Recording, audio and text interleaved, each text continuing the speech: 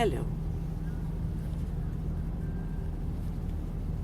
I'm here in the Trona Cemetery to read you a portion of the book, Pitch Green. Pitch Green is a story that takes place in Trona, and it's a scary story for young adults, but people of all ages will enjoy it. In this particular part that I'm about to read, Cal, a young man who's a senior at Trona High School, has decided to play a trick on his friends' girlfriends. All of his friends from the football team and the girls are going to come to park in the Trona Cemetery, which is the neighborly makeout point. Cal is going to be hiding in a coffin, and when the young people arrive, he's going to sit up in the coffin and frighten them, ostensibly to send the girls running into their boyfriend's arms. We'll see how this works. I'm going to start reading on page 24. For those of you who've had the foresight to buy the book in advance, you may follow along. At last, Cal saw the signal. A car parked directly in front of his box flashed its headlights.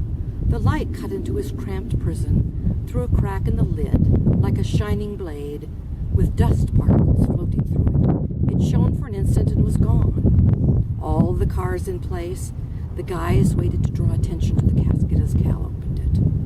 As the casket slowly creaked open, Cal could hear the guys saying to their dates, "Look, look, that old casket is opening up." One of the girls began to whimper. Once the casket lid reached 90 degrees, it fell backward against the side of the box with a sharp whack. In his mind, Cal could see everyone in the cars jumping at the sudden, loud bang. Cal counted to 5 before slowly sitting up. He came to a rigid sitting position, his profile to the cars. A high, strained voice rose from one of the cars. "Let's go! Let's get out of here, oh please! Let's just go!" Cal forced himself not to smile, slowly turning his head until he faced the cars. More shrill voices begged to leave.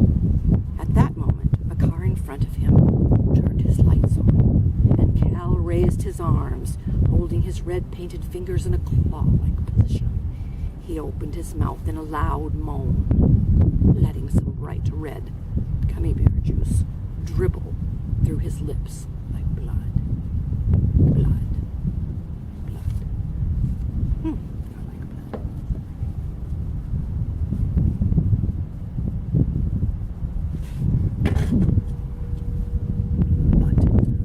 But I digress. His face was painted green and his gelled hair stood straight up like spikes sticking out of his head.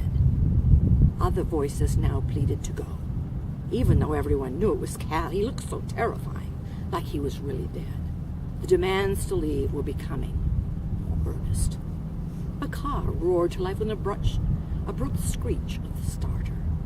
Cal lifted a leg out of the casket and stood stiffly. More cars started. He heard the sound of gears meshing and crunching. A car suddenly backed up, spraying dirt everywhere. Out of the casket, Cal walked stiff-legged toward the other cars, his arms outstretched rigidly in front. Cal rolled his eyes back up into his head in an expression that could be madness or relief, and let out an audible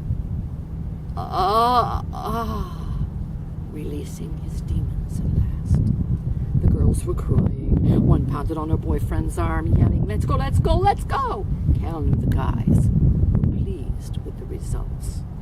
The cars left one by one, throwing up gravel and dust in the rush to leave. Cal turned to the last car, which had had problems with its starter and was beginning to back up. He could see the terrified look on the girl's face. When the car shifted into drive, Cal finally realized this was Bob's car, and Bob was supposed to give him a ride back home, 3 miles away. He dropped the zombie-act and jogged toward the car. "Hey, Bob, wait," he yelled, waving both arms above his head. Seeing this, the girl in the car immediately went hysterical, screaming, "Go, go, go!" With his girlfriend wailing into his ear, Bob popped the clutch and burned rubber, fishtailing his car forward as it lost track. In the gravel, Cal ran faster, his green face showing anger and appearing all the more fearsome. As he neared the rear fender, the girl, looking over her shoulder, lost it. The screaming was now replaced with mere stuttering sound of Her eyes had grown to the size of silver dollars, her mouth gaping in a wide hole.